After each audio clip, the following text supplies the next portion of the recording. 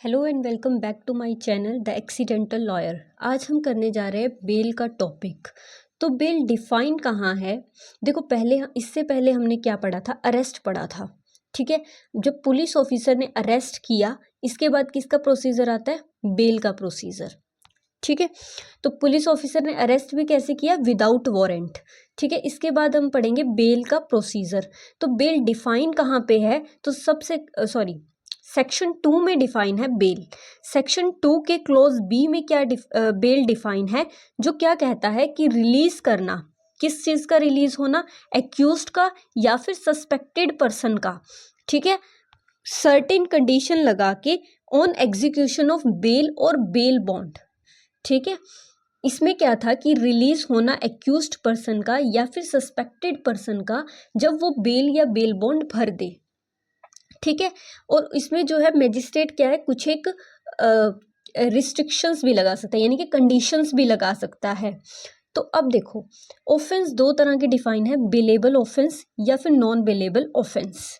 ठीक है, तो बेलेबल ऑफेंस में जो बेल देने का राइट है, तो इसमें पुलिस ऑफिसर भी जो है बेल दे सकते हैं, लेकिन नॉन बेलेबल ऑफेंस में सिर्फ कोर्ट ही बेल दे सकती है।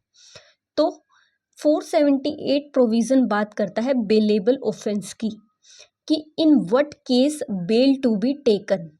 तो इसने बोला कि बेलेबल ऑफेंस में अगर पुलिस ऑफिसर ने विदाउट वारंट अरेस्ट किया है, तो इस स्थिति में क्या होगा कि जब उसको कोर्ट के सामने जो है अपीयर करा जाएगा, तो कोर्ट को जो है उसको बेल देनी होगी, या फिर पुलिस ऑफिसर जिसकी कस्टडी में वो है, पुलिस ऑफिसर को अगर वो व्यक्ति जो है तैयार है टू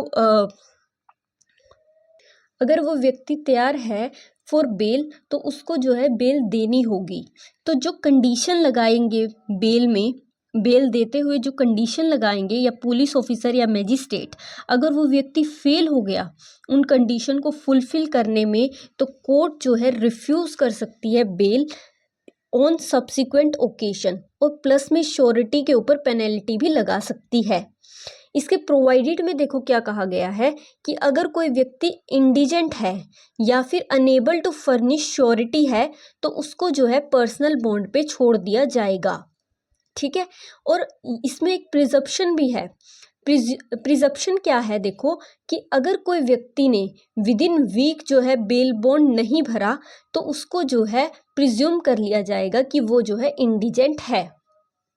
अब देखो सेक्शन 479 क्या कहता है कि maximum period for which under trial prisoner can be detain.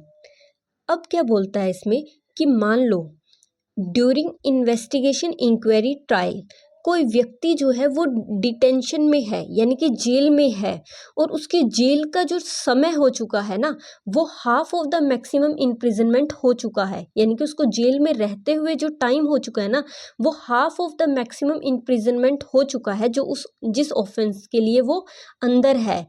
तो he shall be released on bail, तो उस व्यक्ति को जो है बेल पर रिलीज करना होगा। ठीक है, और ये सेक्शन किन ऑफेंस पे अप्लाई नहीं होता? उन ऑफेंस में जिनकी जो पनिशमेंट है वो डेथ या लाइफ इम्प्रिजनमेंट है। इसका एक एग्जांपल लेते हैं। मान लो कोई व्यक्ति है, वो थेफ्ट के ऑफेंस में अंदर है। ठीक है, तो थेफ्ट के लिए मैक्सिमम जो सजा है वो कितनी है? 3 साल की। और उस व्यक्ति को रहते हुए मान लो कितना हो गया है? 1 साल 7 महीने हो चुके हैं, जो कि 1/5, मान लो इसका हाफ अगर मैं करूं, तो इसका हाफ कितना बनेगा? 1/5 1 साल 5 महीने। ठीक है, और उस व्यक्ति को डिटेंशन में कितने टाइम हो चुका है? 1 साल 7 महीने। तो अब हाफ था मैक्सिमम का जो हाफ था, उससे ज़्यादा टाइम हो चुका है। तो इस स्थिति में उस व्यक्ति को क्या करेंगे? रिलीज करेंगे। ठीक है, अब आगे क्या कहता है वो, अगर कोई फर्स्ट टाइम ऑफेंडर हुआ और उसकी जो डिटेंशन है वो 1/3 ऑफ मैक्सिमम पीरियड से इंक्रीज हो गई, तो उसको भी जो है रिलीज करेंगे बेल पर। ठीक है, इसमें देखते हैं क्या है। इसमें क्या कहा गया है, मान लो दोबारा यही एग्जांपल लेते हैं कि कोई व्यक्ति जो है वो थेफ्ट के ऑफेंस में अंदर है। ठीक है, और जो थेफ्ट का मैक्सिमम जो इम्प्रिजनमेंट का टाइम है वो कितना है, 3 ईयर है। ठीक है, इस 3 ईयर का अगर हम 1/3 करेंगे तो वो क्या होगा, 1 ईयर होगा। ठीक है, व्यक्ति कोई थेफ्ट के केस में अंदर है और उसको कितना टाइम हो चुका है, 1 साल 2 महीने। ठीक है, तो ये 1 ईयर से ज़्यादा हो गया। तो इस केस में भी उसको किस पे रिलीज़ किया जाएगा, बेल पर रिलीज़ कर दिया जाएगा। ठीक है, अब उसने कहा कि जब हम रिलीज़ कर रहे होंगे तो इसमें पीपी को हियर किया जाएगा, उनके विचार भी सुने जाएंगे और रीज़न रिकॉर्ड करना होगा मैजिस्ट्रेट को, वाइल अगर वो रिलीज़ कर रहा है तब भी, ठीक है, अगर वो रिलीज़ नहीं कर रहा है तब भी। ठीक है, अब इसमें कहा गया है कि जो मैक्सिमम पीरियड है इम्प्रिजनमेंट का, जैसे थेफ्ट में जो मैक्सिमम पीरियड कितना है इम्प्रिजनमेंट का, 3 ईयर है। ठीक है, जो इससे ज़्यादा किसी व्यक्ति को जो है डिटेंशन में नहीं रख सकते। ठीक है, इसके बाद आता है सबसेक्शन 2।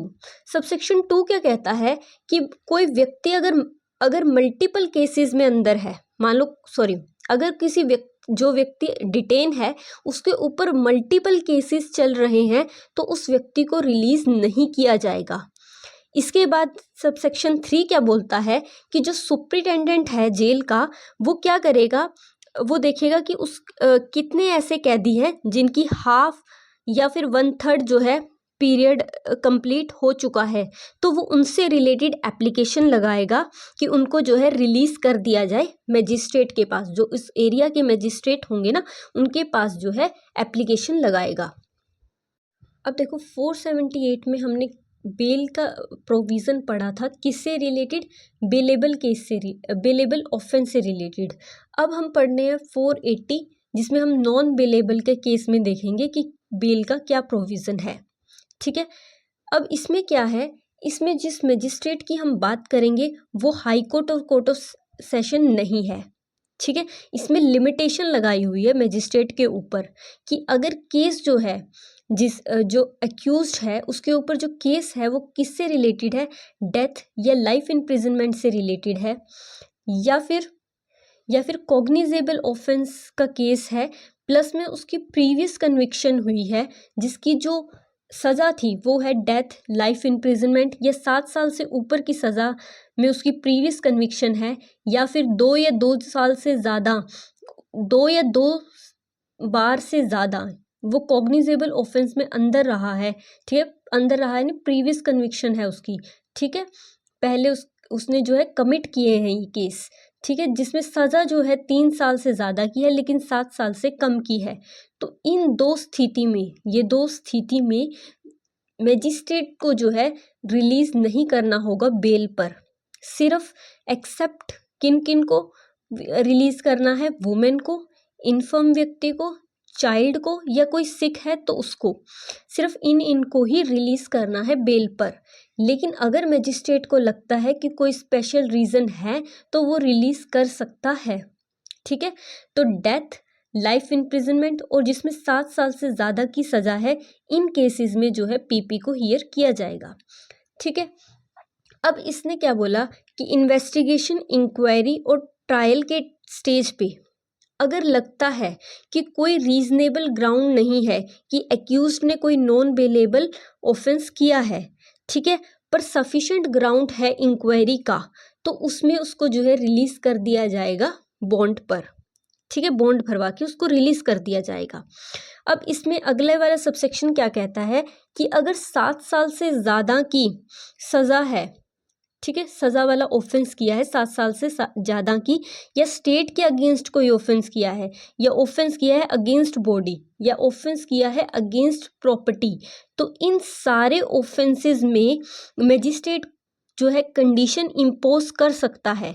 किससे रिलेटेड, अपीयरेंस से रिलेटेड, कि इस स्थान पर और इस टाइम पर आपको अपीयर होना है। ठीक है, किससे रिलेटेड, सिमिलर ऑफेंस ना करे, कि वो व्यक्ति जो है अब दोबारा इस तरह का ऑफेंस ना करे, इससे रिलेटेड जो है कंडीशन इम्पोज करी जा सकती है।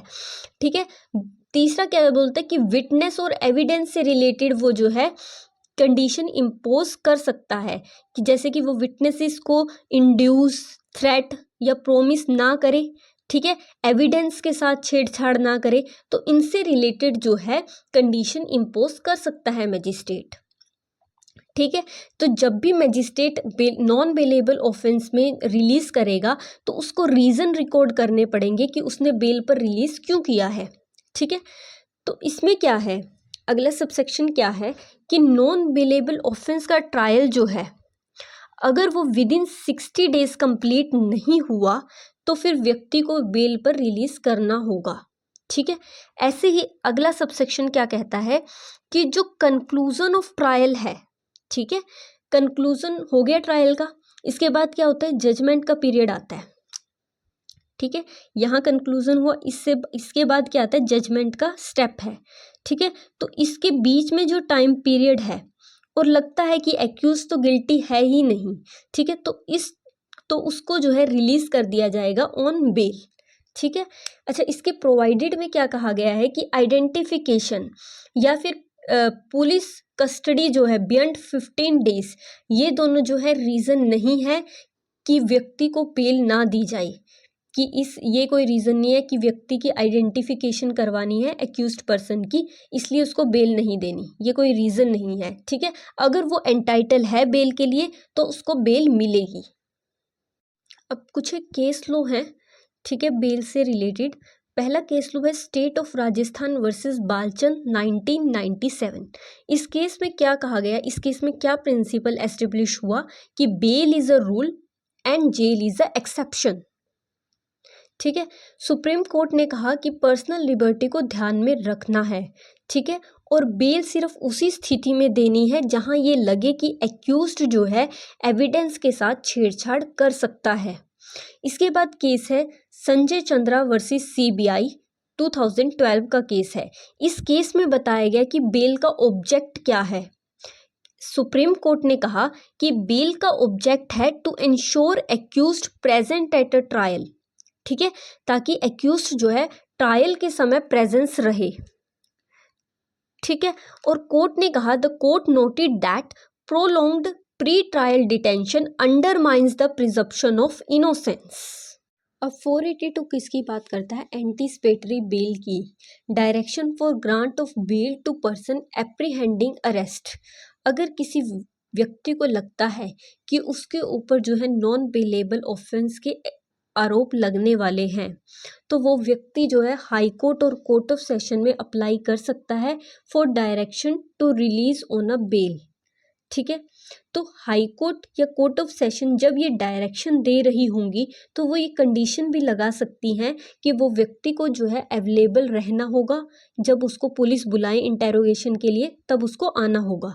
ठीक है। वो एविडेंस के साथ कोई छेड़छाड़ नहीं करेगा और विटनेसेस को कोई थ्रेट या कोई प्रॉमिस नहीं करेगा।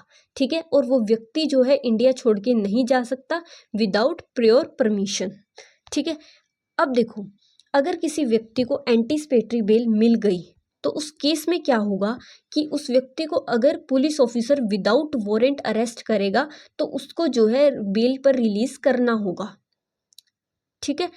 और मान लो अगर कोर्ट उसके वारंट निकालेगी उस केस में तो कोर्ट जो है उसके बेलेबल वारंट निकालेगी फर्स्ट इंस्टेंस में। ठीक है।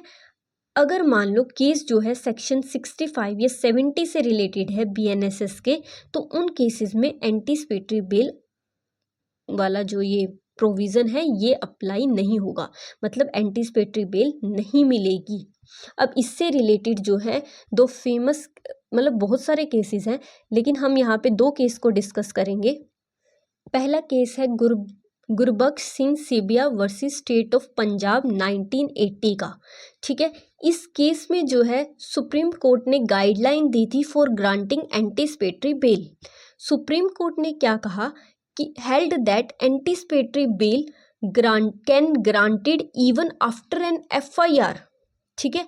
इस केस में सुप्रीम कोर्ट ने ये भी कहा कि एफआईआर के होने के बाद भी एंटीसिपेटरी बेल दी जा सकती है लेकिन अरेस्ट से पहले।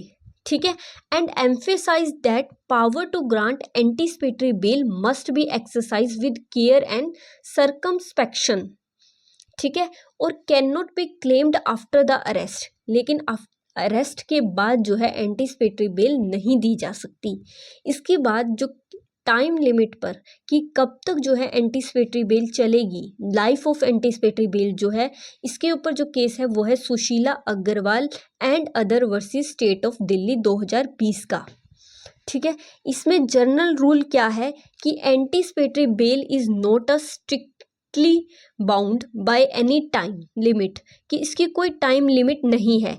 It depend upon the discretion of court to put limitation. ठीक है, ये डिस्क्रिशन है कोर्ट की कि वो अपनी तरफ से लिमिटेशन लगाए तो लगा सकता है, अदरवाइज एंटीसिपेटरी बेल की कोई भी लिमिटेशन नहीं है। ठीक है, otherwise it will remain in force till the conclusion of trial. ठीक है,